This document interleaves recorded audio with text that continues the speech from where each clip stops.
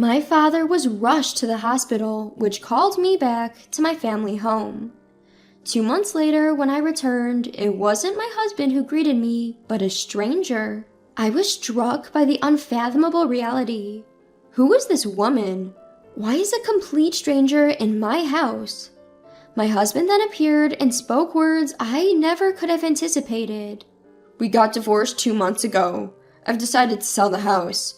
I'll take the proceeds from the house sale as alimony.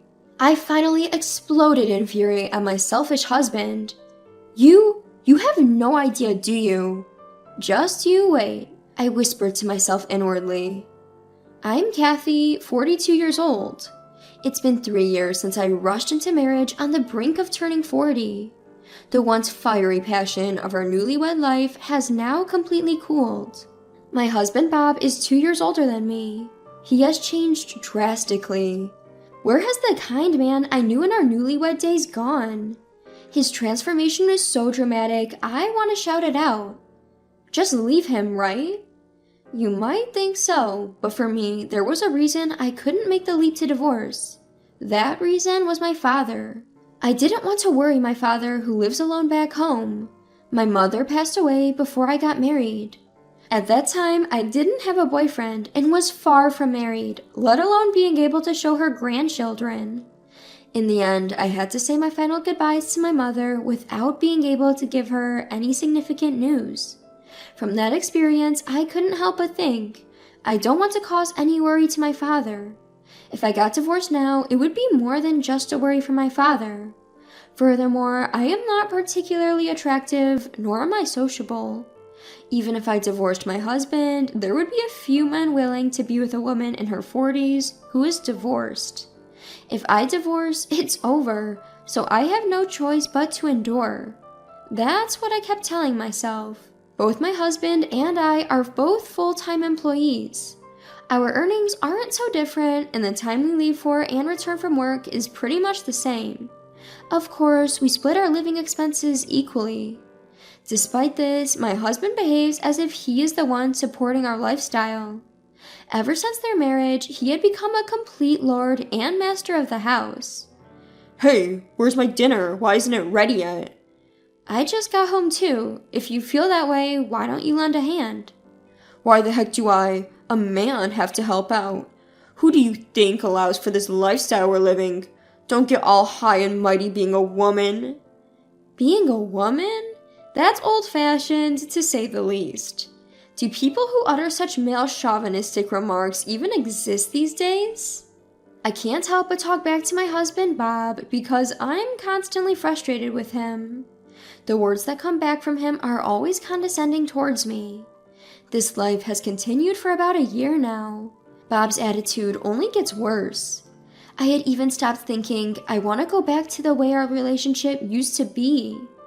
To minimize the time together, I would go out as much as possible on the weekends and take a break. If I stayed at home with Bob, even on my days off, I would feel suffocated. Fortunately, as long as I do the housework properly, Bob doesn't complain. This was a silver lining in my misfortune.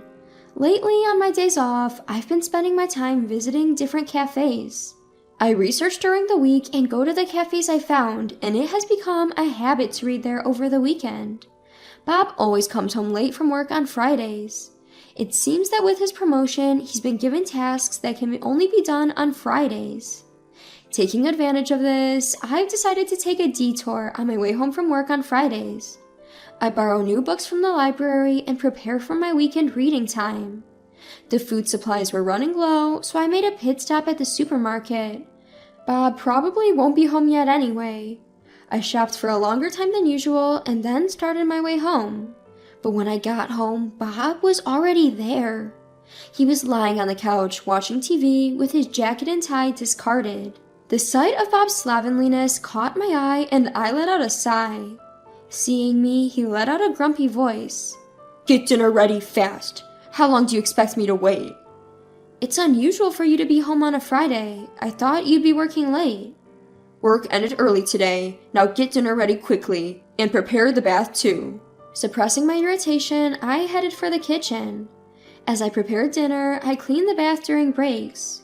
My cell phone rang just when dinner was about to be ready. The ringtone drowned out the TV sound and Bob frowned. Without a word, he glared at me as if to say, "Answer it quickly." As I pressed the answer button, a hurried voice came through from the other end. The caller was a doctor, and he said that my father, back in my hometown, had been taken to the hospital. He said he would discuss the detailed condition in person and asked me if I could come to the hospital. "I'm on my way now." As I told him this, my husband, still staring at the TV, grumbled in a sullen voice. "Hey, what about dinner?" "Dad's been taken to the hospital. I'm heading there now." "What? What about my dinner?" Despite hearing that his wife's father was hospitalized, he was only concerned about himself. I couldn't hide my irritation at such a husband. "For once, can't you manage by yourself? The meal is ready, so eat it yourself." Frustrated, I exploded at him, and he retorted, veins bulging in anger. "What's with that attitude? Just because he's hospitalized doesn't mean you need to make such a big fuss. You're married to me. You should prioritize your husband over your own father." I was speechless at his unreasonable outburst. But now the hospital comes first. I have no time to argue with such a person. I slapped a plate down in front of my grumbling husband. "Please take the dishes to the sink." I left home in a hurry after speaking coldly to him. When I arrived at the hospital, my father was lying in bed. His face, which I hadn't seen in a long time, seemed somewhat haggard. He seemed fine on the phone, but perhaps he's feeling lonely living alone. He doesn't have my mother anymore, and his diet may not be balanced. My father always told me on the phone not to worry, but I felt ashamed for taking his words at face value. He wouldn't admit weakness so easily. Why didn't I realize this? As I blamed myself, a nurse called me. There was going to be an explanation about my father's condition from the attending physician, and I was led to another room. According to the doctor, my father slipped on the stairs at the train station and fell. He fractured his leg, and it's going to take some time for him to walk again. "Do you have anyone who can bring things like clothes for him while he's in the hospital? It depends, but rehabilitation can be quite tough. If possible, please visit him often." "I understand. I'll come every day." Upon the doctor's words, I made my decision immediately. It takes 2 hours one way from home to this hospital. It's tough to visit every day, so it's more realistic to commute from my parents' house. That means I need to make various preparations. Waiting for my father to wake up, I left the hospital. I got home around noon on Saturday. My husband seemed to be out somewhere. When he returned in the evening, I explained the situation to him.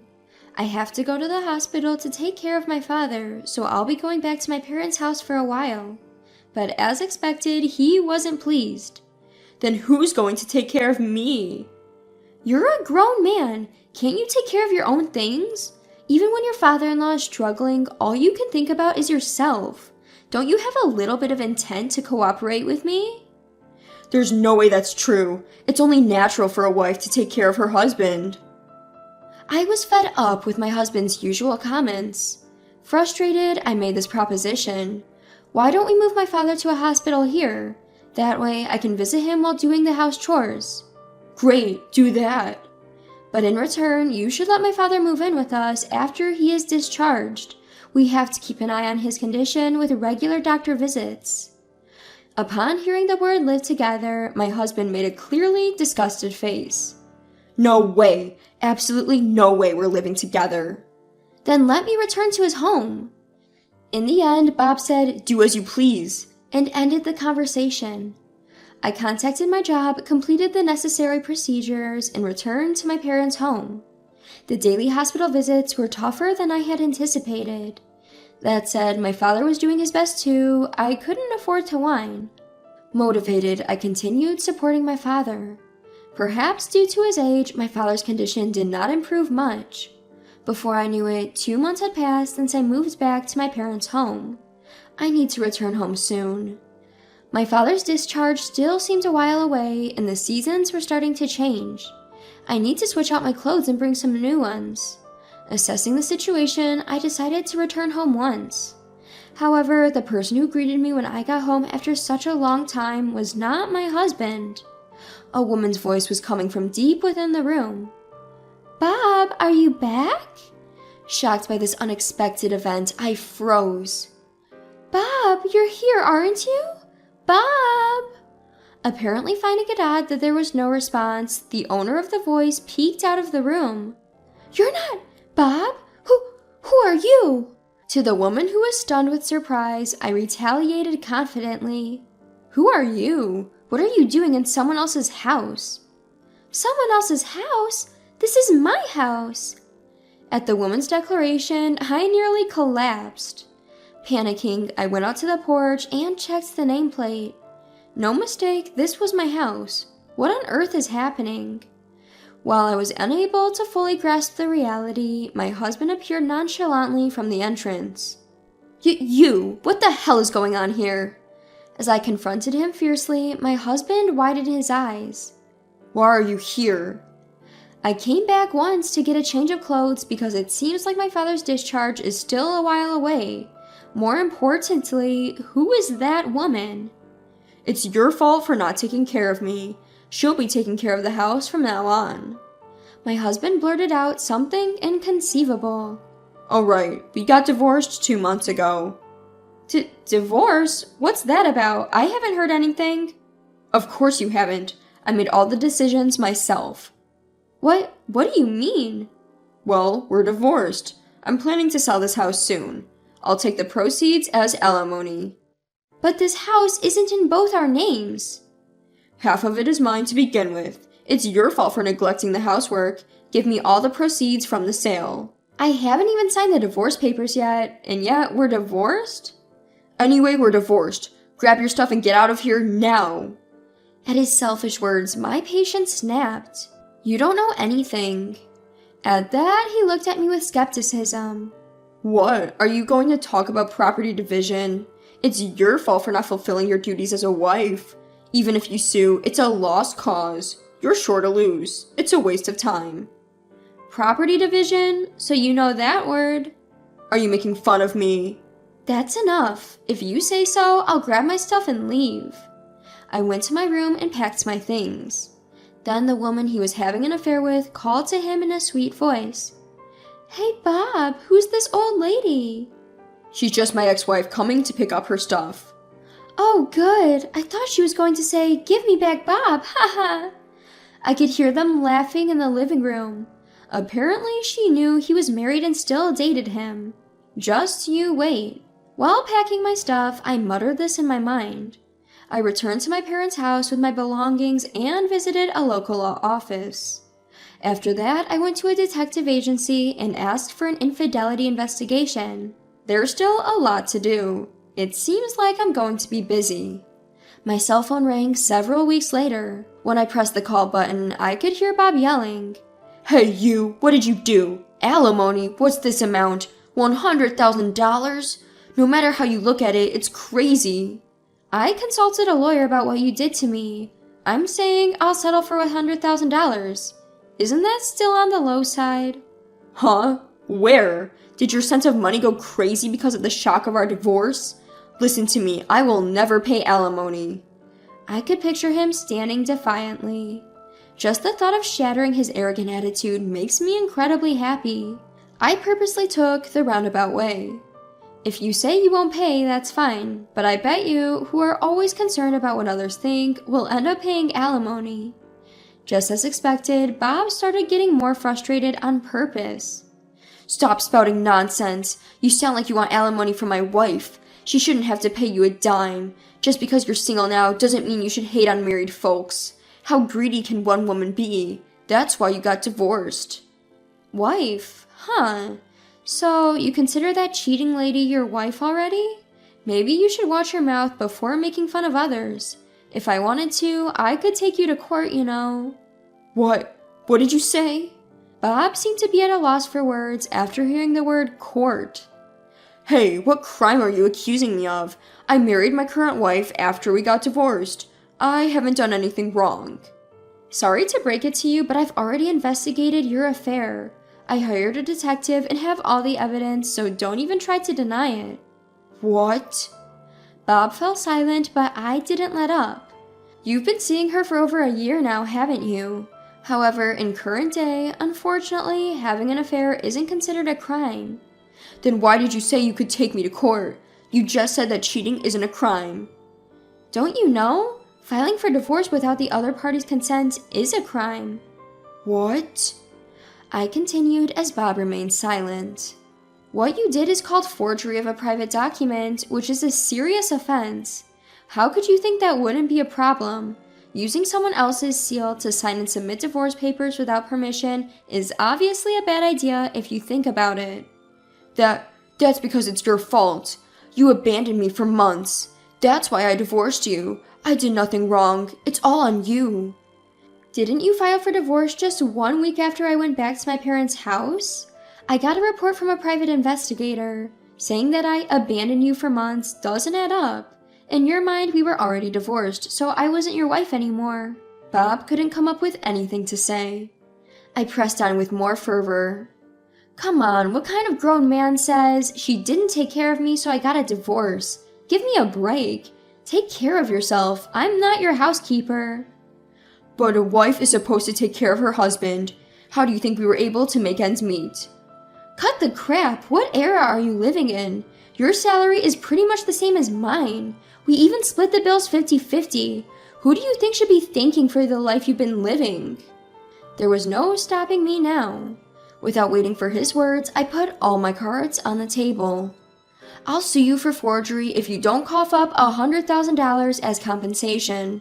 If you don't want that, just pay up. And of course, I'll make sure to get a proper compensation from your mistress too. I'll take half of the house sale and joint savings as part of our property division. Whoa, hold on. If things go like that, I'll be left with almost nothing. That's a problem. She doesn't even work. I have no choice but to support her. Do you think I care? I can sue you for your crimes and for cheating too. Should I just do both if you're going to keep whining? He cut off the phone in fear. Bob, who was always worried about public appearances, chose to pay the compensation without taking it to court. It seemed that he also ended up having to pay the compensation claimed from his mistress. Between the property division and the compensation for his mistress, he was left with nothing, having to bear the weight of both, apparently living day by day on the edge. Moreover, the affair became known at his company, and now he was reportedly enduring uncomfortable stares from his colleagues. Unable to quit his job, Bob began to vent his frustration on his wife. Their loving relationship took a sharp turn, and now their days were filled with nothing but arguments, and their relationship was reportedly at its worst. On the other hand, I requested a transfer to a branch near my parents' house at my company. My father was discharged from the hospital without any problems, and now we're living a relaxing life together. I plan to make up to show filial piety by taking good care of my father from now on.